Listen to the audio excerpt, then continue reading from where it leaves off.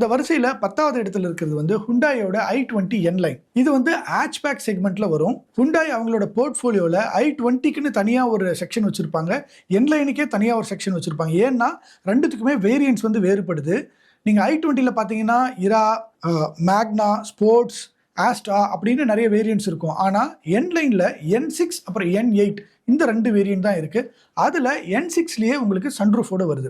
Base variant 9,14,000 வந்து உங்களுக்கு base variant start ஆகுது. அதில் சன்ரூஃப் இருக்கு. ஆனால் அந்த சன்ரூஃப்க்கு வாய்ஸ் கமாண்ட் கொடுக்கணும் அப்படின்னு நினைக்கிறீங்கன்னா நீங்க N8 மாடலை வாங்கினா தான் வாய்ஸ் கமாண்ட் கொடுக்க முடியும்.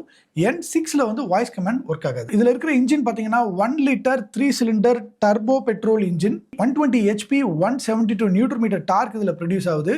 சன்ரூஃப் வாங்குற மாடல் வேணும் அப்படின்னு நினைச்சீங்கன்னா அது மேனுவல் டிரான்ஸ்மிஷன்ல தான் கிடைக்கும். 7 ஸ்பீட் டுவல் கிளட்ச் டிரான்ஸ்மிஷன் இதுல இருக்கு. i20ல N லைன்ல தான் அப்ப சன்ரூஃப் இருக்கா, i20ல இல்லையா அப்படின்னு கேட்டீங்கன்னா இருக்கு. அது இன்னொரு பொசிஷன்ல வருது. அது